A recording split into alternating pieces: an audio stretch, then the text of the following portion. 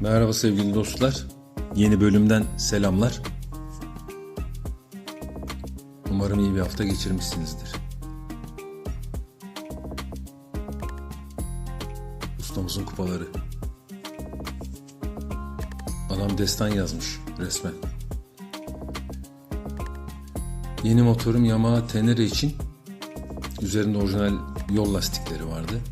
Tabii bir iki arazi denemesinden sonra kayma, sorun, tutunamama gibi problem yaşadım. Ve büyük tavsiyeler üzerine Mitas E07 Plus. Bazı yerde 60'a 40 diyor, bazı yerde 50'ye 50 diyor. Bazı sitelerde 70'e 30 diyor. Böyle net bir verisi yok ama sanırım 60'a 40, 50-50 daha makul gibi.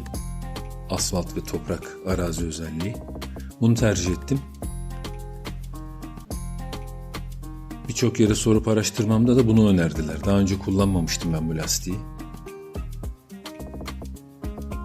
Umarım arazide bize o konforu sağlayacaktır. Kumda, toprakta, çakılda, çamurda.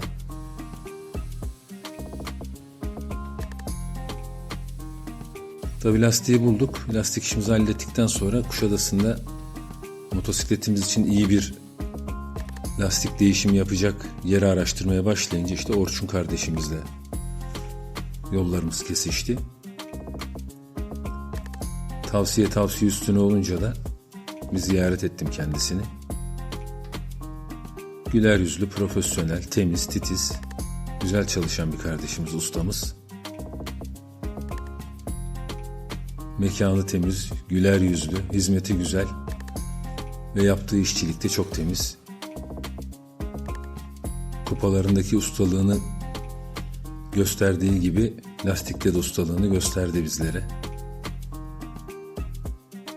Evet, bu lastikle uzun turlarımız olacak.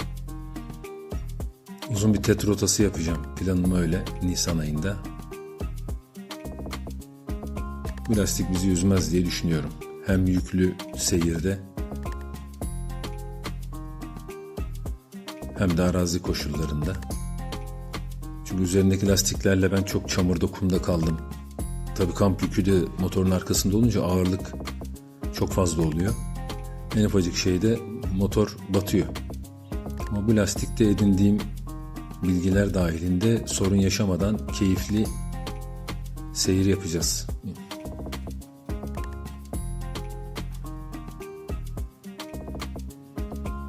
Orçun Ustam büyük bir titizlikle çalışıyor. Bakıyorum hiçbir şeye zarar vermeden tertemiz bir işçilikle sanatını icra ediyor. Bütün makineleri de yeni. Lastik değiştirmesi olsun, balans makinesi olsun. Kendisi de titiz olunca ortaya kusursuz bir icraat çıkıyor. Emeklerine sağlık.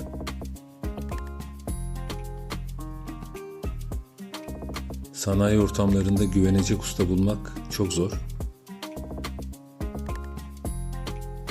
Orçun Ustam bizim gönlümüzü fethetti. Lastikleri de beğendi. Onun da fikri çok önemli. Kendisinin sayısız motocross şampiyonluğu var. Kendisinde de güzel bir enduro cross motor var.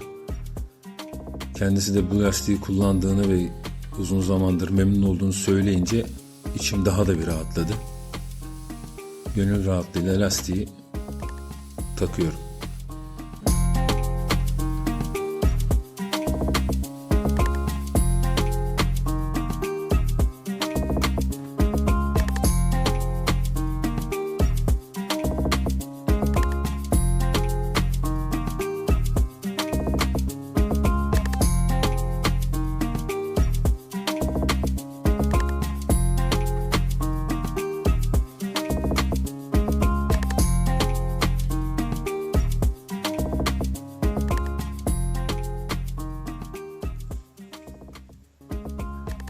Evet, Orçun Ustamızın yeri Kuşadası Adasan Sanayi sitesinde Doğa Motor.